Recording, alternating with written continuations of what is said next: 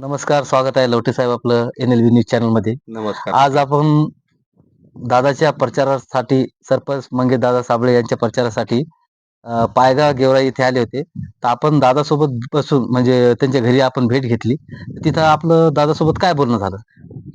तर सरपंच मंगेशदादा साबळे यांनी पूर्ण महाराष्ट्रातल्या गोरगरीब जनतेसाठी एक सरपंच मंगेश साबळे युवा मंच या नावाने एक मंच स्थापन केला आहे, की ज्याचे संस्थापक अध्यक्ष माननीय सरपंच मंगेशदादा साबळे आहेत.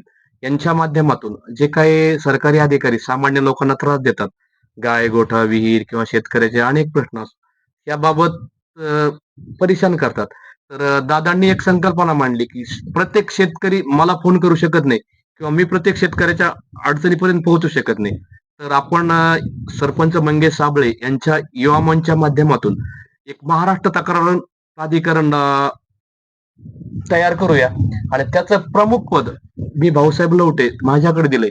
ज्या बी काही महाराष्ट्रातील जनतेच्या, गोरगरीब लोकांच्या, शेतकऱ्याचे प्रश्न येतात, तर ते पूर्ण कसे निवारण करायचे त्याबाबत कायदेशीर माहिती किंवा शासकीय अधिकाऱ्याला कार्यालयीन पत्र किंवा माहितीचा अधिकार, या सगळ्या गोष्टी मी बघतो दादाच्या, आणि त्या गोष्टी तयार करून तो शेतकऱ्याचा किंवा जनसामान्याचा गायगोठा असो, विहीर असो, मोगळी लागवड असो, मनरेगातली इतर कामे असो, या सगळ्या गोष्टीचा मी प्रश्न मार्गी लावतो.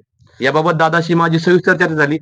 दादांनी बरीच त्याबाबत प्लॅनिंग सांगितली आणि आणखी त्याबाबत कसं नियोजन करता येईल, कारण हे दादा सध्या जिल्हा परिषद वडोद बाजार प्रचारामध्ये थोडे गडबडीत होते, तरी त्यांनी वेळात वेळ काढून ह्या गोष्टीवर एक अर्धा तास त्यांच्या गेवराई पायगा निवासस्थानी आम्हाला वेळ देऊन चर्चा केली.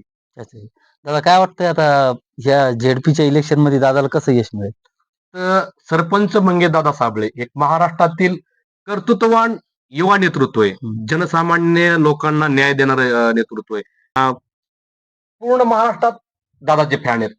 महाराष्ट्रातील प्रत्येक युवक दादाच्या बाजूने आहे. दादा महाराष्ट्रामधील मराठा आरक्षणाचा प्रश्न असो, धनगर आरक्षणाचा प्रश्न असो, इतर सामाजिक कोणतेही प्रश्न असो, परत जे काही शासकीय योजना आहेत, याबाबत काही शेतकऱ्याचे अडलेले काम असो, गोरगरिबाच्या असो, प्रत्येक गोष्टीत दादा सहकार्य करतात. दादाची एक नवी संकल्पना आहे या गोष्टीतून, की शेतकरी सक्षम झाला पाहिजे. शेतकऱ्याला जे पिकतं, जे विकतं ते पिकवता आलं पाहिजे. यासाठी त्यांनी शेतकरी उत्पादक कंपनी ही एक संकल्पना मांडली. तर शेतकरी उत्पादक कंपन्या कशा सुरू करतायत, तर दादांनी सरपंच मंगेश साबळे युवा मंच, महाराष्ट्र FPO फेडरेशन हे राज्यस्तरीय करायचे आणि त्यातून आम्हाला शेतकरी उत्पादक कंपन्या प्रत्येक तालुक्यात, गावात तयार करायच्या आणि एक साखळी तयार करून शेतकऱ्याच्या शेतमालाला हमी भाव द्यायचा आहे आणि शेतकरी बळीराजा बनवायचा आहे. ही गोष्ट आम्ही करणार आहोत. खूप खूप धन्यवाद लवटे साहेब आपला. नमस्कार.